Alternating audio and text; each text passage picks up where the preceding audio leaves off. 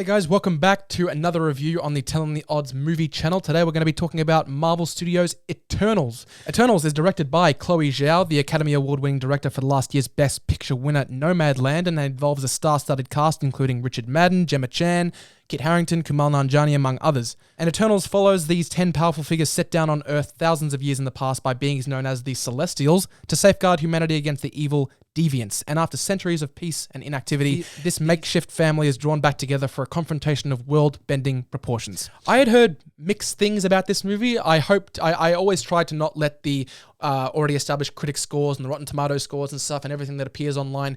I try not to make it dictate what I think of the movie before I see it.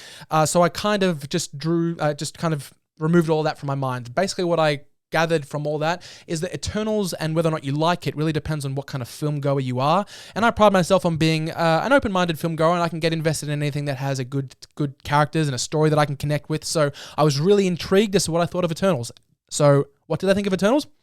I liked it. I didn't love it. There's definitely a lot to love in this movie, and what it does do right, it does flawlessly, but that does mean that when there are flaws to this movie, they are quite prevalent, and we're going to get into those first, but I do want to praise this movie first, and the first thing I'd like to praise is Chloe Zhao, the director of this film. This movie looks incredible. I think it's easily Marvel's best looking movie. If you haven't seen Chloe Zhao's previous film that she won an Oscar for, Nomadland, please do. It's available on Disney+. Most of the shots in this movie definitely reminded me of that in the best of ways, because I thought that movie just looked gorgeous. Despite my mixed feelings on this movie, I would absolutely like to see a sequel based on what happened, and Chloe Zhao is most certainly not the problem. If the sequel is going to happen, then Chloe Zhao needs to come back, because she is a fantastic director, and I'm really happy that she's getting the budget and the scope to tell fantastic stories, because she's just been known for indie films before this. So Eternals was most likely a daunting project for her, and she did fantastic. Just in the way that it's shot, and just in the dialogue and the themes that are at play in this movie, this movie feels like a love letter to Earth. The cinematography by Ben Davis celebrates the planet in a way. The CGI also really complements that. It feels so real and polished, just to perfection. The score is excellent. It sweeps right through you and invests you in what's happening, especially when there are scenes. There are actually quite a couple of scenes in this movie where no one's talking. You just kind of have to live with these characters, and the score really takes over there. It doesn't matter if it's an MCU movie. That's what a score's supposed to do. If there's no actual verbal communication going on between our characters, the score is kind of responsible to tell a good story and get you invested and kind of give you a hint as to what those characters are feeling without them actually having to say anything. Beautiful. Ramin Djawadi returns to the MCU for the first time since Iron Man. The score in this film is brilliant. Gemma Chan is fantastic as Cersei. She kind of fills the role of the protagonist if you had to pick one amongst this plethora of characters that we get in this movie. She's really great, and I hope that we get to see her again. I think her, along with Brian Tyree Henry's Phastos, were my favorite characters. They were really well fleshed out. Richard Madden also kills it as Icarus, as well as Kumail Nanjiani, who plays Kingo. He's one of my favorite comedic actors. I'm not sure if you guys have seen The Big Sick. I would definitely recommend you check that out. It's a fantastic comedy.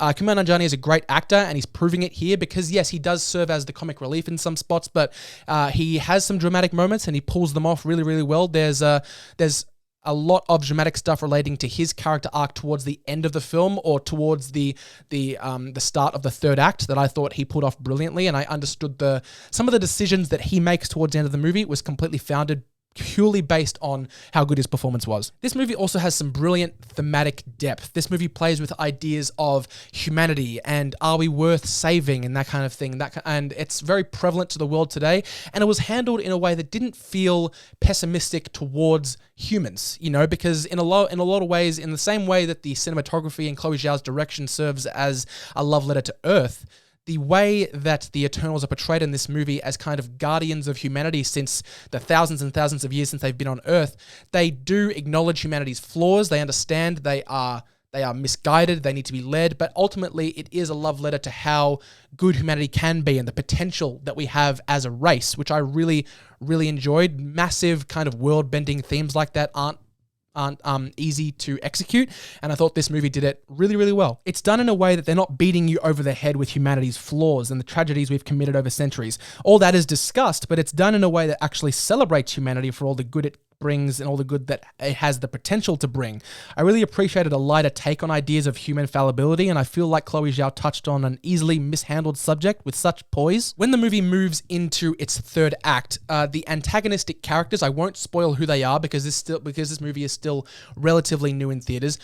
Their motivations for why they're doing what they were doing were well fleshed out, and they did it in a way that the characters who are committing these heinous acts that need to be stopped, they did it in a way that they genuinely felt sorrowful for what they were doing, and that is something that can be portrayed in like Thanos' character in Infinity War when it could be done well, but it also can be mishandled and it can feel kind of disingenuous, that kind of, oh, I'm sorry, I have to do this, that kind of thing. It can feel like it's kind of like a cop-out for what they're doing, but based on the backstory that you have for these antagonistic characters, you completely understand, yes, I understand why they would be apologetic and understandably apologetic for these things that they feel obligated to do. So that is definitely not my problem with this movie. The problems with this movie lie in its pacing and in its story structure.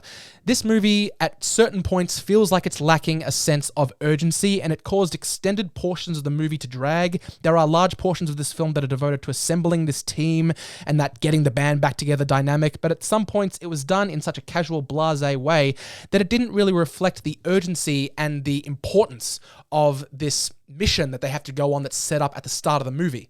There are constant jumps back in time in an attempt to establish the history and the millennia that these characters have been on Earth, but the fact that we're constantly jumping back in time to time periods that are disconnected by thousands and thousands of years, sometimes we're going to 5000 BC and sometimes we're going to the 1940s, all within a matter of mere minutes, and then we have to jump back to the present day.